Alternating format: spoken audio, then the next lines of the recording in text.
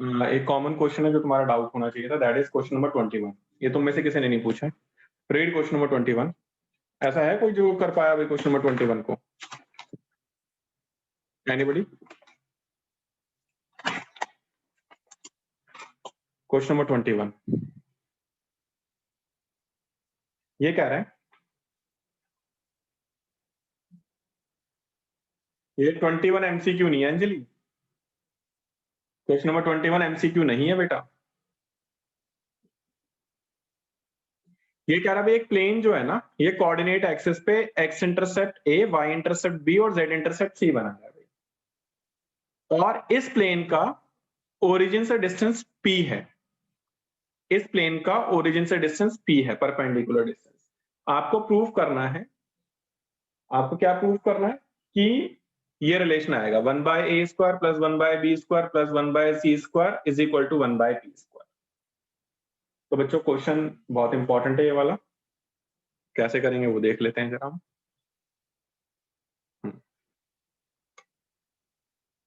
चलिए, तो क्वेश्चन कैसे करेंगे यार, अगर आपको x इंटरसेप्ट, y इंटरसेप्ट और z इंटरसेप्ट दिया जा रहा है तो intercept form of the plane क्या होती है, मैंने आपको क्या बताई है, वो होती है x/a plus y/b plus z/c is equal to 1। This is the intercept form of the plane, right. 1 को मैं लेफ्ट हैंड साइड ले आता हूं तो -1 इज इक्वल टू 0 हो जाएगा। अब एक पॉइंट है 0 0 0, मुझे इस पॉइंट का प्लेन से परपेंडिकुलर डिस्टेंस निकालना है। कैसे निकालूंगा भाई, x की जगह 0 पुट कर दो तो 0/a, y की जगह 0 पुट कर दो प्लस 0/b, फिर z की जगह 0 पुट कर दो plus 0/c -1 upon square root x के कोफिशिएंट का स्क्वायर प्लस y के कोफिशिएंट का स्क्वायर प्लस z के कोफिशिएंट का स्क्वायर और इस पूरे का मैग्नीट्यूड। अब आपको पता है भाई -1 बचेगा अंदर, तो -1 का मैग्नीट्यूड तो +1 हो जाएगा और डिस्टेंस जो है ये p है आपका, तो इस वाले d की जगह मैं p डाल दूंगा, इस वाले d की जगह मैंने p डाल दिया। अब मैंने क्या करा, रेसिप्रोकल बोथ साइड कर दिया। रेसिप्रोकल करूंगा तो ये 1 अपॉन हट जाएगा, तो यहां आ जाएगा p की जगह 1/p और ये पूरा एज इट इज। फिर स्क्वायरिंग बोथ साइड कर दूंगा, I will get what I want. 1/p² is equal to 1/a² plus 1/b² plus 1/c²। तो इस तरीके से वाला क्वेश्चन होगा। बताइए क्या ये वाला क्वेश्चन सबको क्लियर है? इस वाले क्वेश्चन में कोई डाउट है? सिंपल सा क्वेश्चन था।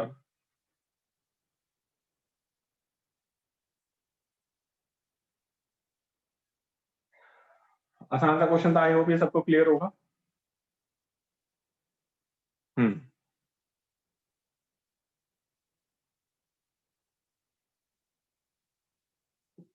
ठीक है, तो बेटा इस चैप्टर को ना, इस चैप्टर के अंदर अच्छा अभी 2 एग्जांपल और तुम लोगों ने मुझसे पूछे हैं, वो भी देख लेते हैं।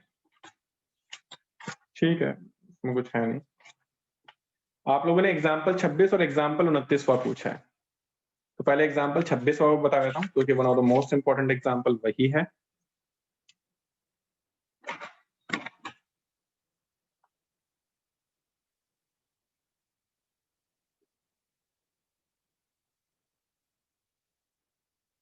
और एग्जांपल 26, यस दोनों वही पूछ रहे जो मैं चाह रहा था। यस, एग्जाम्पल 26 बेटा स्ट्रिक्टली मेरे तरीके से होगा, अगर आपने मेरे तरीके से नहीं करा तो आपको ये वाला क्वेश्चन समझ में नहीं आएगा, सिंपल सी बात है भाई। Example 26, one of the most important question in this chapter. ये कह रहा है कि भाई एक क्यूब है, क्यूब के डायगोनल के साथ कोई लाइन जो है वो cos square alpha plus cos square beta plus cos square gamma plus cos square delta कोई एंगल बना रही है 4 अल्फा बीटा गामा डेल्टा। तो प्रूफ करना है कि cos square alpha plus cos square beta plus cos square gamma plus cos square delta is equal to 4/3 होगा। तो लेट कर लेते हैं पहले line, let line is, line को मैं मान रहा हूं, late direction cosines of line is, late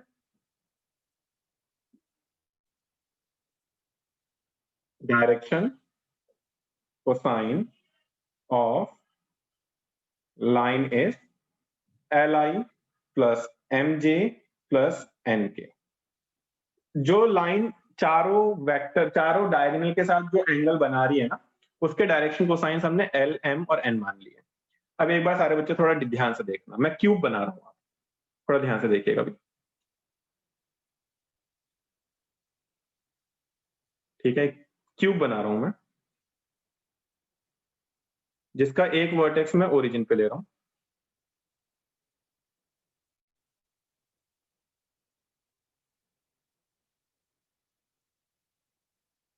ठीक है, और इस वाले क्यूब की साइड में मान लेता हूं ए।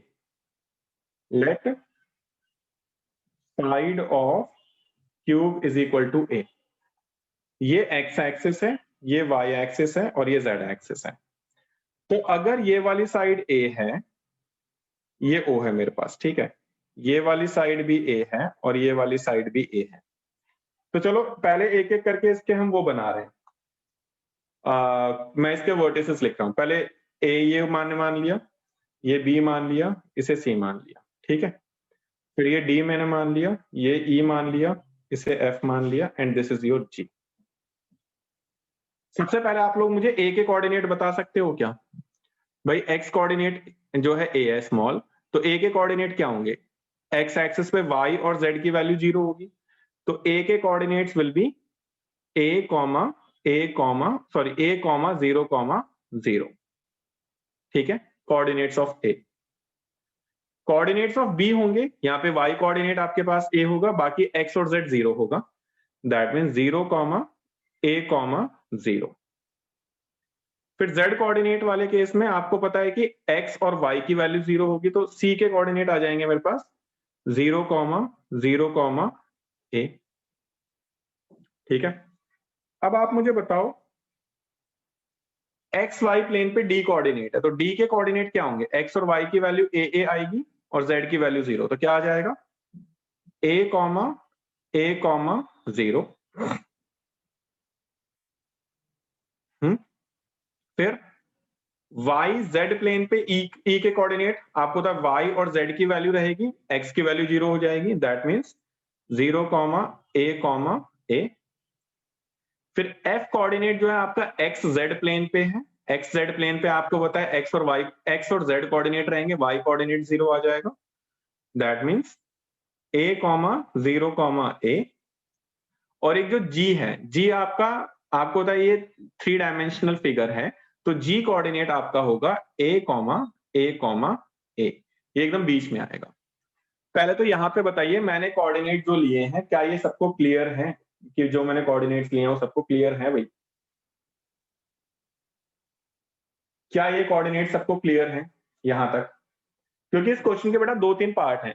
पहला पार्ट तो यहां तक था, अगर यहां तक क्लियर है तो आप लोग आगे बढ़ सकते हो। किसी को भी डाउट है तो मुझे दोबारा बता दो, मैं दोबारा समझा दूंगा यहां तक।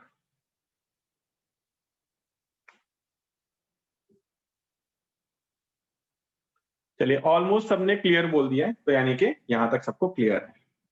अब एक चीज देखो जरा, अपने जिस रूम में तुम लोग बैठे हुए हो उस वाले रूम में ना एक मुझे आप बताओ कितने डायगोनल होंगे उस रूम के अंदर? बड़े बड़े डायगोनल कितने होंगे? डायगोनल हमेशा ऑपोजिट वॉल्स के अप एंड डाउन से लिए जाएंगे, ये ध्यान रखना भाई, क्रॉस वाले को भी। तो आप बताइए कि कितने डायगोनल्स होंगे आपके रूम के अंदर, जिस रूम में आप बैठे हुए हो, किसी एक रूम में कितने डायगोनल होंगे और कौन कौन से होंगे? जैसे चलो इसी रूम मैं रूम को ये मान लेता हूं, ये क्यूब है। आप मुझे इस क्यूब के कितने डायगोनल्स होंगे वो बताएंगे, और कौन कौन से डायगोनल्स होंगे वो बताएंगे। चैट टू एवरीवन में अपने अपने डायगोनल्स बता दो कौन कौन से होंगे इस वाली फिगर के हिसाब से। बुक रेफर नहीं करेंगे वरना समझ में नहीं आएगा भाई। चैट टू एवरीवन में बताइए कितने डायगोनल्स आपको दिख रहे हैं?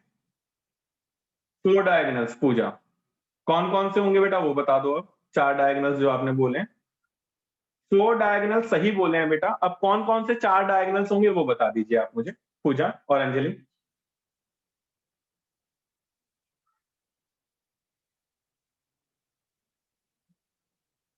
कौन कौन से 4 डायगोनल्स आपको मेरी फिगर में दिख रहे हैं इस वाले में, ये बताइए पूजा और अंजलि।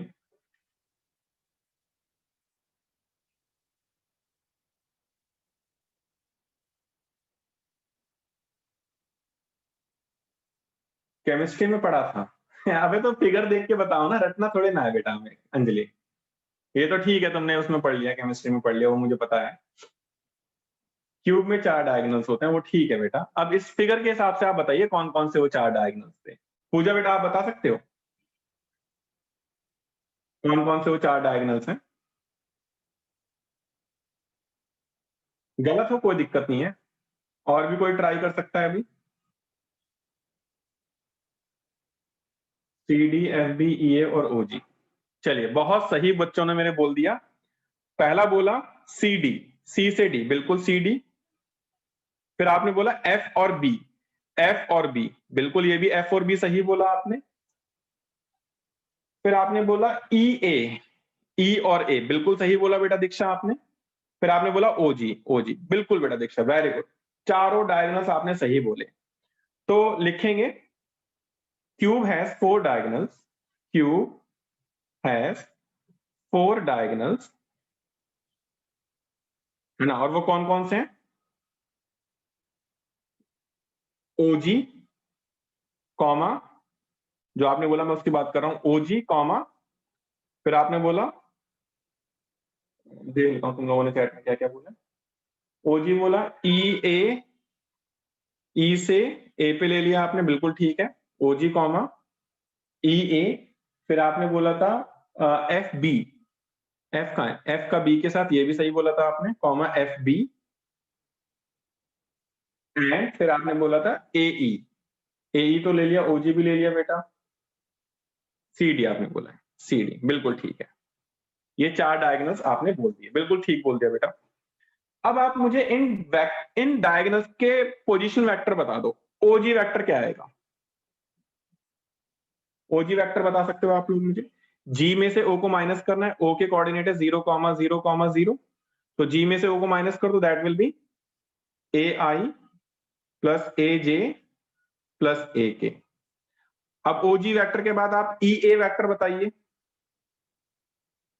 अच्छा इनके ना वो भी निकाल लीजिए आप, यूनिट वेक्टर भी निकाल लीजिए। ओजी कैप क्या आ जाएगा? ओजी कैप आ जाएगा A I cap plus A J cap plus A K cap upon में square root A square plus A square plus A square. तो it will be I plus J plus K upon root 3, क्योंकि यहां से ए common आएगा, ए ऊपर से common आके cut जाएगा। This is OG cap. अब वो ये कह रहे हैं कि ये वाली जो लाइन है ना, ये जो 4 वेक्टर बन रहे थे, 4 डायगोनल्स बन रहे थे, उनके साथ अल्फा, बीटा, गामा और डेल्टा एंगल बना लिया। तो मैं मान लेता हूं कि ये वाली लाइन ओजी ओजी डायगोनल के साथ अल्फा एंगल बना रही है ना। तो एंगल बिटवीन लाइन, लाइन को मैं मान लेता हूं A vector, and diagonal OG cap is alpha. तो क्या रिलेशन आएगा मेरे पास? मेरे पास रिलेशन आएगा cos alpha is equal to A vector dot OG cap upon magnitude of A vector magnitude of OG cap, यही आएगा। अब आपको बताया भाई ये भी यूनिट वेक्टर है, क्योंकि मैंने डायरेक्शन कोसाइंस लिए हैं, कोसाइंस लिए हैं तो इसका मैग्नीट्यूड बनाएगा, और ये मैंने यूनिट वेक्टर लिया है, इसका मैग्नीट्यूड भी बनाएगा। तो अपॉन वाले मैग्नीट्यूड तो 1 बना है। अब ऊपर वाले का इसका डॉट प्रोडक्ट इस वाले के साथ कर दो, आई वाला आई वाले से मल्टीप्लाई होता है, that means it will be L, plus J वाला जे वाले के साथ, तो ये मेरे पास आ जाएगा एम, प्लस के वाला के वाले के साथ, तो it will be N upon root 3। This is your equation 1, है ना। ये तो फर्स्ट डायगोनल आ गया, फर्स्ट डायगोनल। अब सेकंड डायगोनल कौन सा था? सेकंड डायगोनल इज, आपने बोला था second diagonal E A diagonal is E ए।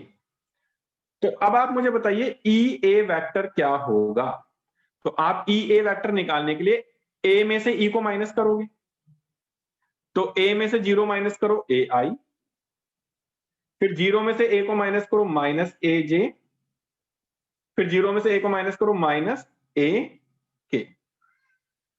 ये वेक्टर आ गया। मैं ई ए कैप निकालूंगा, ये आ जाएगा आई कैप माइनस जे cap minus K cap upon root 3।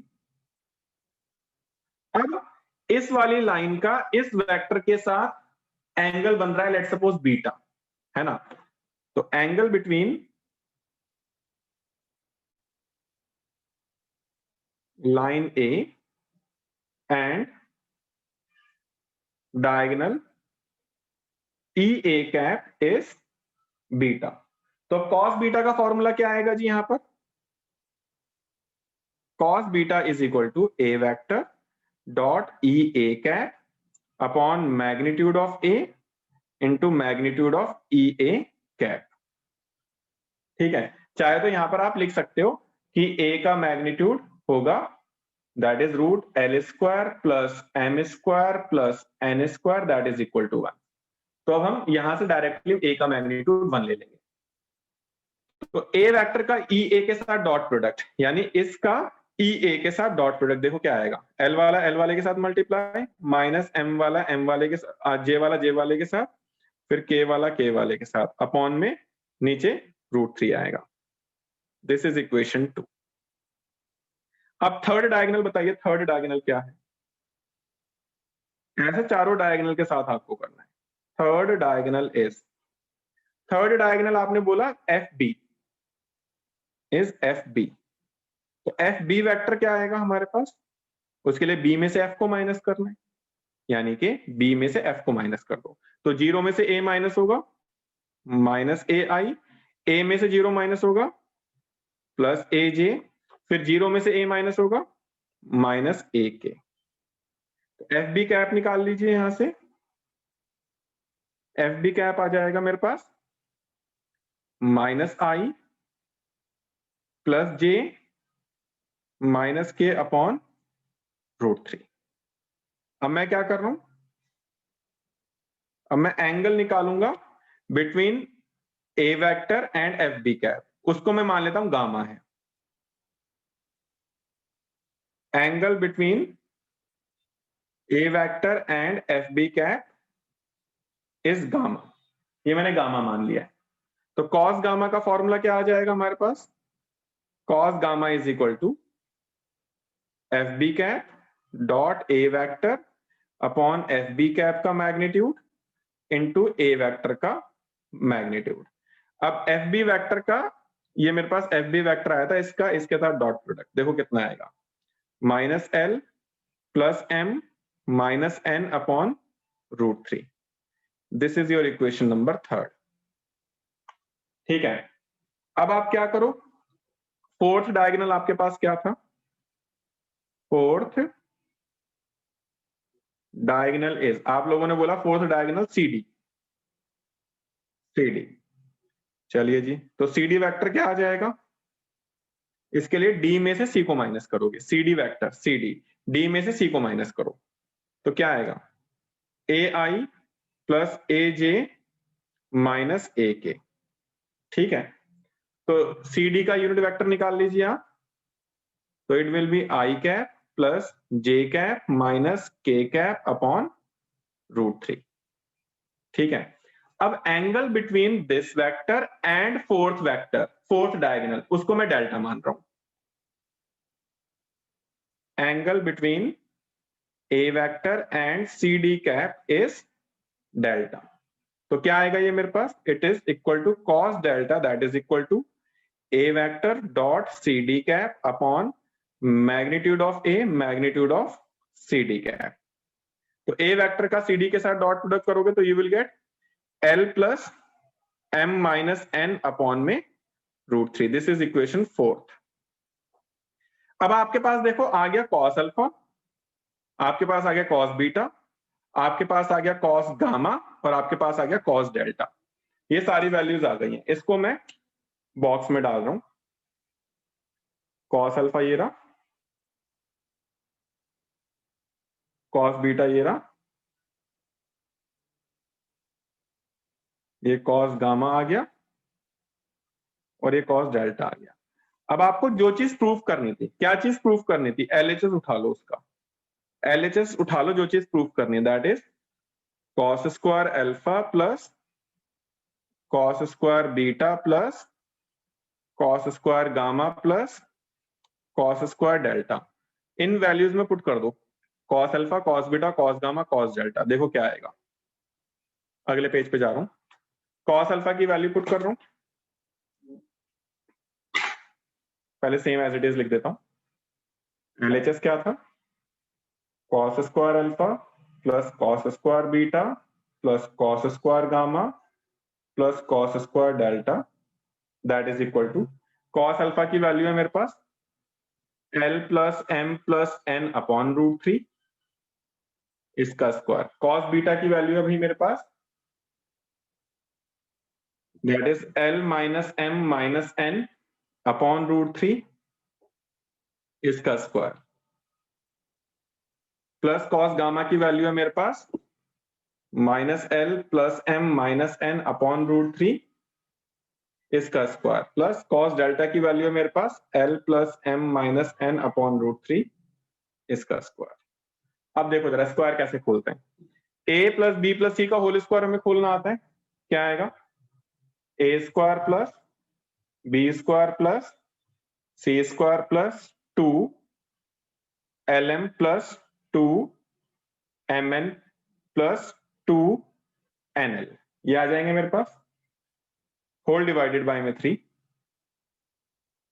ये सेम फिर सेकंड वाले का भी खुलेगा, थर्ड वाले का भी खुलेगा, फोर्थ वाले का भी खुलेगा, सबका, है ना। अब इसमें क्या हो जाएंगे, ये वाली टर्म तो कट जाएगी, 2lm कहीं 2lm से कट जाएगा, 2mn कहीं 2mn से कटेगा, 2nl कहीं 2ln से कटेगा, और इस पूरे की वैल्यू 1 आएगी, यहाँ पे 1 बचेगा, इसमें से भी एक 1 निकल के आएगा, इसमें से भी एक 1 निकल के आएगा, और इसमें से भी एक 1 निकल के आएगा, सबके नीचे अपॉन में 3 रहेगा आपका, तो it is equal to 4/3 hence proof.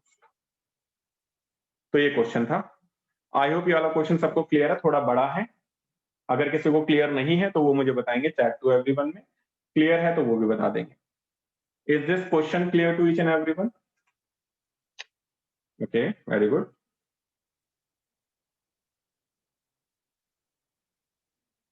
हाँ, थोड़ा बड़ा क्वेश्चन था, बट मैंने आपको एग्जाम में इसी तरीके से करना है जिस तरीके से मैंने करवाया है, इस तरीके से नहीं करोगे तो शायद आप नहीं कर पाओगे।